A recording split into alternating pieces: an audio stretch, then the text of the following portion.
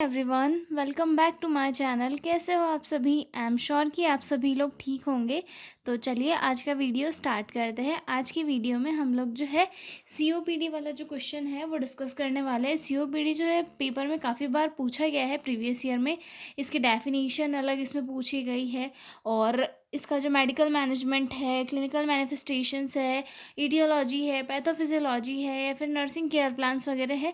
तो ये सारी चीज़ें जो है अलग अलग क्वेश्चन बना के जो है 2-3 बार प्रीवियस ईयर में पूछी गई। तो हम इसे जो है एक ही वीडियो में पूरा डिस्कस करने वाले हैं, ठीक है। इसमें intro, definition, etiology, pathophysiology, sign and symptoms, complication, diagnostic evaluations, then medical management, उसके बाद नर्सिंग केयर प्लान, सारे हम इसी वीडियो में डिस्कस करेंगे, ठीक है। तो चलिए स्टार्ट करते हैं। और हाँ, जो लोग भी चैनल पर नए हैं वो लोग चैनल को सब्सक्राइब कर ले। और अगर आपको पीडीएफ नोट्स चाहिए हो तो डिस्क्रिप्शन में मेरा मेल दिया हुआ है, उस पर कांटेक्ट करके आप लोग पीडीएफ नोट्स ले सकते हो, ठीक है। तो चलिए स्टार्ट करते हैं। क्रोनिक ऑब्स्ट्रक्टिव पल्मोनरी डिसीज़, इस वर्ड का मीनिंग क्या है पहले तो ये देखते हैं। क्रोनिक यानी कि लॉन्ग टाइम से हो रहा है, ठीक है। ऑब्स्ट्रक्टिव यानी कि एक ऑब्स्ट्रक्शन कॉज कर देना। पल्मोनरी यानी कि जो है हमारे लंग से रिलेटेड डिसीज़ है, ठीक है। और डिसीज़ का मतलब है डिसीज़, यानी कि सीओपीडी जो है एक लंबे टाइम से होने वाली, मतलब क्रोनिक टाइम से होती डिसीज़ है, मतलब प्रोग्रेसिव डिसीज़ है जो धीरे धीरे होती है। और ये लंग से रिलेटेड डिसीज़ है।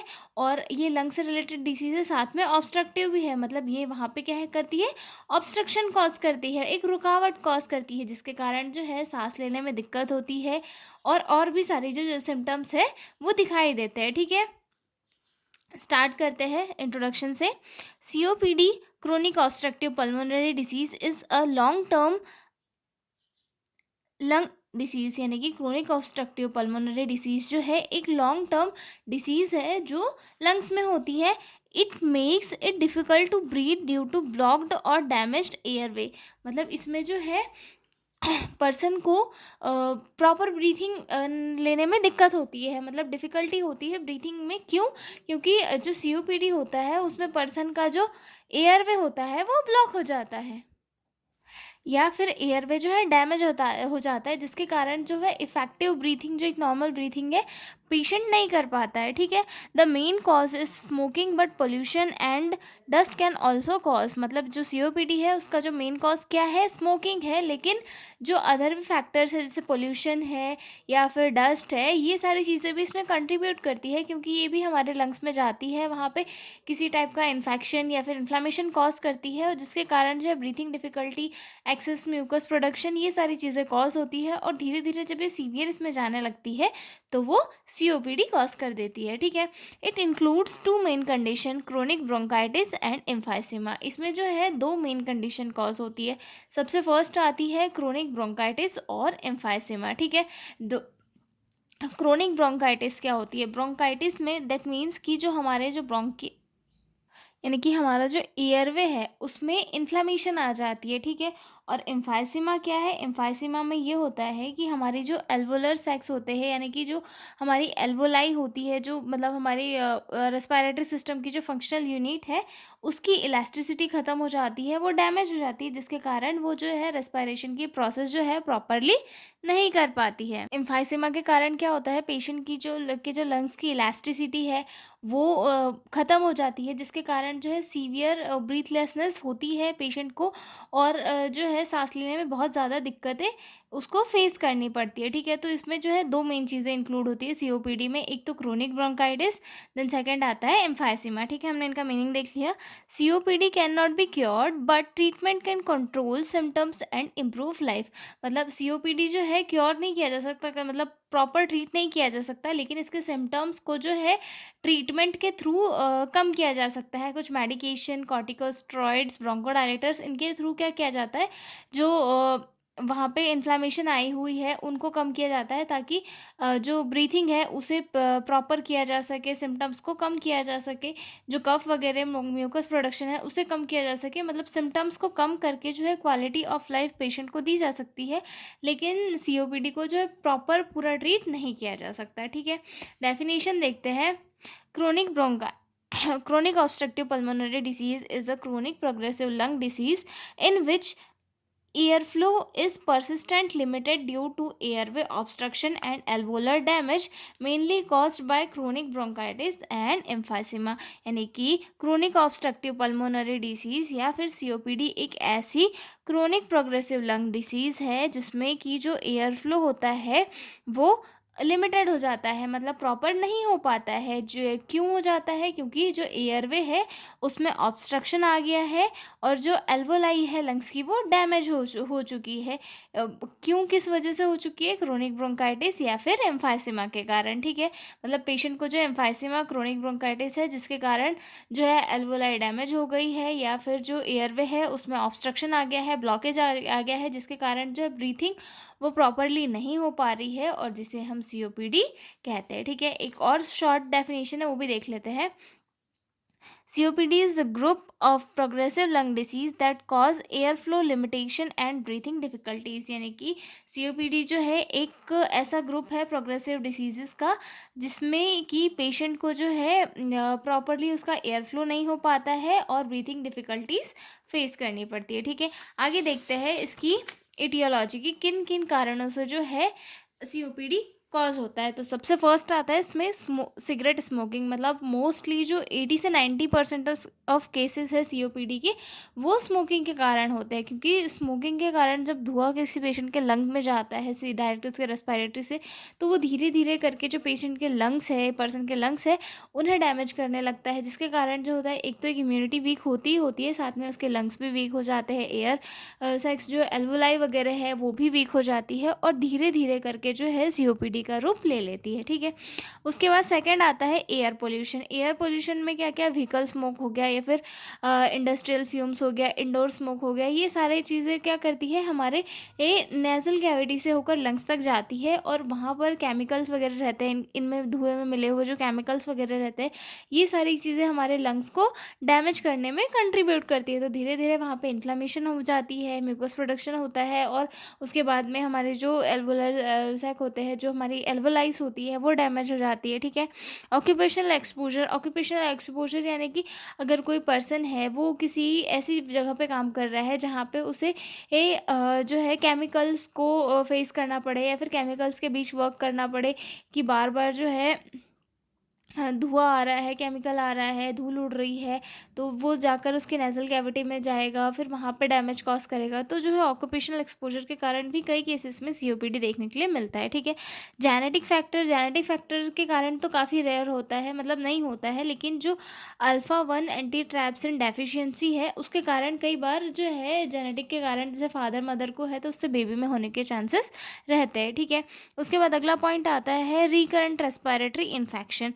Recurrent respiratory action that means कि बार बार अगर जो है किसी को रेस्पिरेटरी इन्फेक्शन हो रहा है, जैसे कि जो specially in childhood reduce lung infection, मतलब जो कि अगर कोई पर्सन है उसे बार बार लंग इन्फेक्शन कॉज हो रहा है, तो उससे क्या होता है कि उसका जो लंग्स की इम्यूनिटी होती है या फिर जो कैपेसिटी होती है कि वो आउटर सब्सटेंसेस से लड़ पाए, वो कम हो जाती है और धीरे धीरे वहाँ पे इन्फ्लामेशन वगैरह कॉज होने लग जाती है। ठीक है, उसके बाद अस्थमा और हाइपर एक्टिव एयरवेज। अस्थमा या फिर हाइपर एक्टिव एयरवेज के कारण भी प्रोग्रेसिव में COPD देखने के लिए मिल सकता है। ठीक है, long term airway inflammation leads to damage, मतलब लंबे टाइम तक अगर किसी किसी चीज़ का इन्फेक्शन है और एयरवे डैमेज है लंबे टाइम तक, तो वहाँ पर जो है एक्सेस म्यूकस प्रोडक्शन और ब्लॉकेज देखने के लिए मिल सकता है जो आगे जाकर जो है COPD का रूप ले लेता है। ठीक है, एज एंड जेंडर भी हालांकि काफ़ी मैटर करता है, क्योंकि ये जो है हाँ, जब किसी पर्सन की एज 40 के ऊपर हो जाती है तो उस टाइम पे क्या है, उसकी इम्यूनिटी भी थोड़ी वीक हो जाती है। ठीक है,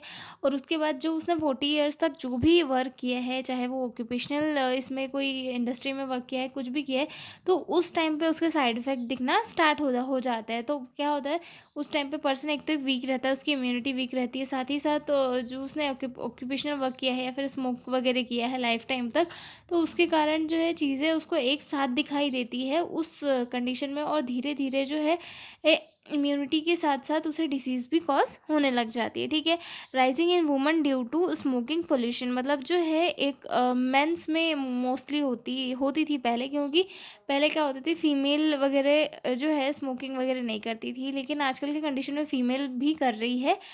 तो फिर भी मोस्टली जो है मेंस में देखने के लिए मिलता है, ठीक है। उसके बाद सोशियो इकोनॉमिक स्टेटस भी इसमें कंट्रीब्यूट करता है सीओपीडी कॉज करने में। Poverty, poor nutrition, lack of health care, increasing risk. मतलब गरीबी के कारण, पुअर न्यूट्रिशन के कारण, प्रॉपर मतलब न्यूट्रिशन नहीं मिल पाने के कारण, हेल्थ केयर सपोर्ट नहीं हो पाने के कारण जो है सीओपीडी के रिस्क इंक्रीज़ होते हैं, क्योंकि स्टार्टिंग में कोई ध्यान नहीं देता। उसके बाद जब सीवियर सिम्टम्स हो जाते हैं जो क्योर कर पाना मुश्किल होता है, तो उस टाइम पे पता चलता है कि पर्सन को इतनी बड़ी डिसीज़ हो गई है, ठीक है। तो ये थी हमारी इटियोलॉजी ऑफ सीओपीडी। आगे डिस्कस करेंगे हम पैथोफिजियोलॉजी ऑफ सीओपीडी, ठीक है। पैथोफिजियोलॉजी में फर्स्ट है exposure to risk factor, smoking, pollution, dust. मतलब किसी भी रिस्क फैक्टर जैसे कि स्मोकिंग या फिर पोल्यूशन या फिर डस्ट के एक्सपोजर में अगर कोई पर्सन बार बार आ रहा है, बार बार उसी चीज़ में जा रहा है, तो उसके कारण क्या होगा, वो जो इरिटेंट्स है वो पर्सन की नेजल कैविटी के थ्रू उसके एयरवे में इंटर कर जाएंगे, ठीक है, जिसके कारण जो है वहाँ पर इन्फेक्शन कॉज होगा और वहाँ पे इन्फ्लामेशन आ जाएगी, ठीक है। इन्फ्लामेशन आ गई, इन्फ्लामेशन के कारण क्या होगा, एक्सेस में म्यूकस प्रोडक्शन होगा, ठीक है। मतलब जो इरिटेंट था वो नेजल कैविटी के थ्रू अंदर गया, अंदर जाने से वहाँ पे इन्फेक्शन कॉज हुआ, इन्फेक्शन के कारण वहाँ पे क्या है, म्यूकस प्रोडक्शन होने लगा, ठीक है। म्यूकस प्रोडक्शन हो गया, इन्फ्लामेशन आ गई, तो क्या हुआ, जो मतलब जो हमारा एयरवे था, वो अगर इतना, मतलब ये हमारा एयरवे है, ये इतना मतलब इसकी जो अंदर से जो चौड़ाई थी वो इतनी थी, ठीक है। लेकिन अब यहाँ पे क्या हो गया, इन्फ्लामेशन आ गया, म्यूकस प्रोडक्शन हो गया, तो ये क्या होगा, कम हो गया, जहाँ से एयर पास होने के लिए जगह क्या हो गई, कम बच गई, ठीक है। एयरवे नैरोइंग एंड ऑब्स्ट्रक्शन, मतलब म्यूकस प्रोडक्शन भी होने लगे, इन्फ्लामेशन भी आ गई, तो क्या होगा, एयरवे नैरो हो गया, उसमें ब्लॉकेज आ गया, ऑब्स्ट्रक्शन हो गया, ठीक है। एल्वोलाई डैमेज, उसके बाद क्या हो गया, धीरे से ये जो है एल्वोलाई में इन्फेक्शन पहुंच गया, एल्वोलाई धीरे धीरे डैमेज होने लगी, जिसे हम क्या कहते हैं, एम्फाइसीमा कहते हैं, ठीक है। Air trapping in lungs, lungs में जो है एयर ट्रैप होने लगी, ठीक है। उसके बाद क्या होता है, decreased gas exchange in lungs, मतलब जो है अ, सबसे फर्स्ट तो एयरवे है उसमें ऑब्स्ट्रक्शन आ गया, वो उसमें ब्लॉकेज आ गया, ठीक है। उसके बाद एल्वोलाई डैमेज हो गई, जिसके बाद एयर ट्रैप हो गई। उसके बाद में क्या हुआ कि जो गैस एक्सचेंज था लंग्स और इन्वायरमेंट के बीच में, वो कम हो गया, मतलब ऑक्सीजन का जो लेवल है वो कम हो जाता है, और जो सीओटी का लेवल है वो बढ़ जाता है, क्योंकि प्रॉपर रेस्पायरेशन नहीं हो रहा है, ठीक है। क्लिनिकल सिम्टम्स उसके बाद दिखाई देने लगते हैं, जैसे कि कफ, म्यूकस, ब्रीथलेसनेस, ये सारे सिम्टम्स दिखाई देने लगते हैं, और इसी को जो है सीओपीडी कहा जाता है, ठीक है। तो ये हो गई हमारी पैथोफिजियोलॉजी। आगे डिस्कस करेंगे हम इसके क्लिनिकल मैनिफेस्टेशन की, क्या क्या क्लिनिकल मैनिफेस्टेशन देखने के लिए मिलते हैं, ठीक है। तो सबसे फर्स्ट आता है इसमें क्रोनिक कफ देखने के लिए मिलता है, मतलब लंबे टाइम से कफ का सिक्रेशन होगा पर्सन को, ठीक है। Usually at the first symptom often words in morning, मतलब मॉर्निंग टाइम में जो पेशेंट है उसे ज़्यादा कफ देखने के लिए मिलेगा, ठीक है। एक्सेस स्पूटम प्रोडक्शन, मतलब एक्सेस में उसका जो स्पूटम है वो ज़्यादा प्रोड्यूस होगा, थिक होगा, स्टिकी होगा, ठीक है। मतलब जो स्पूटम होगा वो काफ़ी थिक और म्यूकस भरे इसमें देखने के लिए मिलेगा, ठीक है। उसके बाद डिस्निया देखने के लिए मिलेगा पेशेंट में, जो है मतलब वो पर्सन जो एक्सरसाइज नहीं कर पाएगा, ज़्यादा चल नहीं पाएगा, उसे जो है ब्रीथलेसनेस फील करने के लिए मिलेगी, मतलब सांस लेने में उसे दिक्कत होने लगेगी, ठीक है। वीजिंग एंड चेस्ट टाइटनेस, मतलब वो जब सांस लेगा तो उस टाइम पे वीजिंग साउंड और चेस्ट टाइटनेस उसे फील होगी, ठीक है। रेड्यूस एक्सरसाइज टॉलरेंस, मतलब प्रॉपरली वो एक्सरसाइज नहीं कर पाएगा, ठीक है।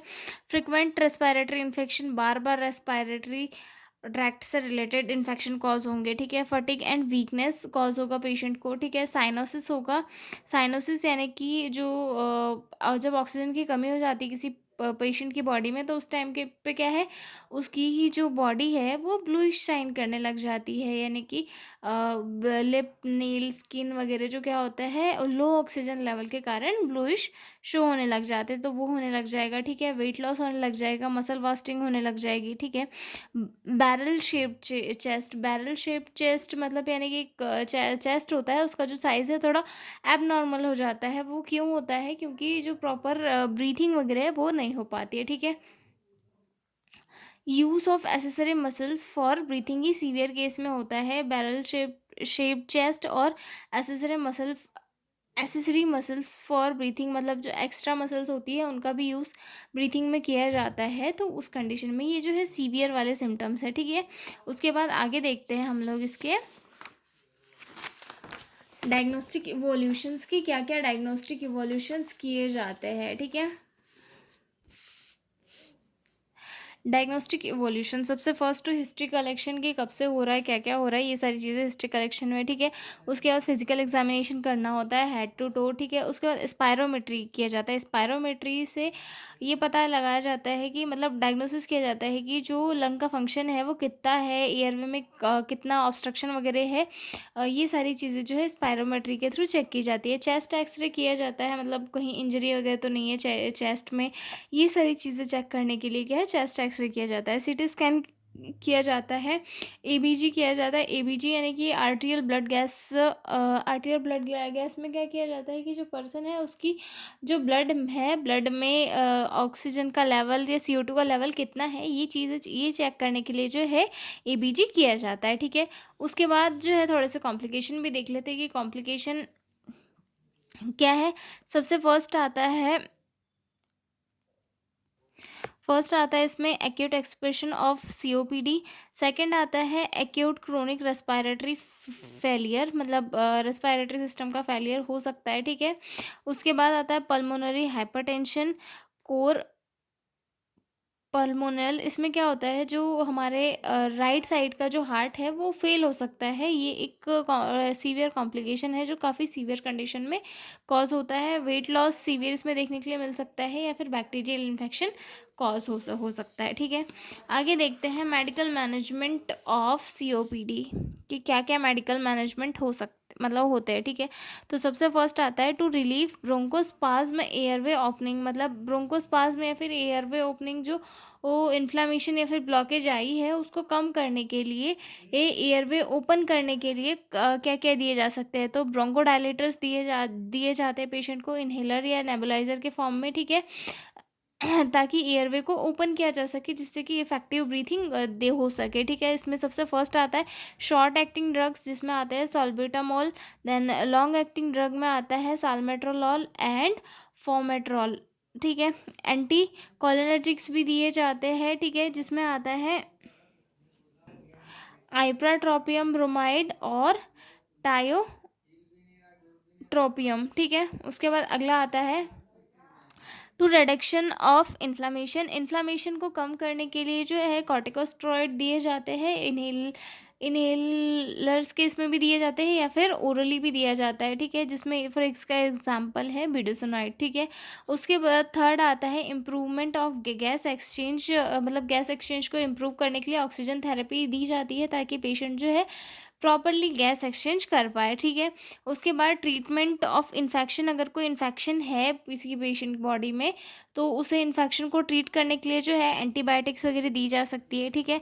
पल्मोनरी रिहैबिलिटेशन दिया जा सकता है जैसे कि breathing exercise, physical exercise programmes, इनके थ्रू जो है रिहैबिलिटेशन थेरेपी उन्हें दी जा सकती है, ठीक है। उसके बाद स्मोकिंग सेशंस, स्मोकिंग के सेशंस यानी कि जो है पेशेंट को एडवाइस किया जाए कि आप स्मोकिंग ना करें क्योंकि इसके थ्रू ही जो डिसीज़ है वो ज़्यादा सीवियर इस पे हो रही है। तो आप स्मोकिंग को अवॉइड करें और अच्छी डाइट और अच्छी लाइफस्टाइल मेंटेन करें, जिसमें इसमें क्या किया जाता है काउंसलिंग की जाती है, निकोटिन रिप्लेसमेंट थेरेपीज़ वगैरह दी जाती है, ठीक है, और मेडिकेशन दी जाती है, ठीक है। आगे देखते हैं हम लोग न्यूट्रिशनल सपोर्ट में हाई प्रोटीन और हाई कैलोरी डाइट दी जाती है ताकि वेट लॉस को कम किया जा सके और मसल वास्टिंग को भी कम किया जा सके, ठीक है। उसके बाद देखते हैं नर्सिंग डायग्नोसिस। हाँ, नर्सिंग डायग्नोसिस हम इस वीडियो में पढ़ेंगे, इसके बाद मैं अगला वीडियो डालूंगी जिसमें हम सिर्फ केयर प्लान डिस्कस करेंगे और उसमें हेल्थ एजुकेशन भी होगा इससे रिलेटेड, ठीक है, COPD से रिलेटेड। तो चलिए नर्सिंग डायग्नोसिस देख लेते हैं, फिर हम जो है इसके अगले वीडियो में प्रॉपरली इसके केयर प्लान्स एक एक करके अच्छे से डिटेल में पढ़ेंगे, ठीक है। तो सबसे फर्स्ट नर्सिंग डायग्नोसिस है ineffective airway clearance related to excess mucus production and bronchospasm as evidence by wheezing productive cough. ठीक है। Impaired gas exchange related to alveolar damage and evidenced by low saturation and cyanosis. Then third आता है activity intolerance related to imbalance between O2 supply and demand as evidenced by fatigue dyspnoea और exertion and inability to perform routine activities. Then fourth आती है anxiety related to breathlessness and fear of suffocation as evidenced by restlessness, facial expression of fear. Then अगला आता है deficient knowledge related to lack of information about disease process and self care as evidenced by asking repeated question, improper use of inhalers and inability to follow treatment plan. ठीक है, तो ये 5 nursing diagnosis मैंने बनाई हुई है। हम इसे जो है अगले वीडियो में इसके केयर प्लान्स और हेल्थ एजुकेशन के साथ डिस्कस करेंगे। तो मिलते हैं हम लोग अगले वीडियो में, और तब तक के लिए बाय बाय। और हाँ, प्लीज़ चैनल को सब्सक्राइब करना मत भूलना, क्योंकि इसी चैनल पे आपको प्रीवियस ईयर के सारे क्वेश्चन पेपर सॉल्व में मिलेंगे और बहुत ही इजी लैंग्वेज में मैं आपको समझाने वाली हूँ सारे क्वेश्चन पेपर्स। और अगर कोई डाउट हो, अगर कुछ मिसिंग हो, तो आप मुझे कमेंट में बता सकते हैं। ठीक है, तो मिलते हैं अगले वीडियो में, तब तक के लिए बाय बाय।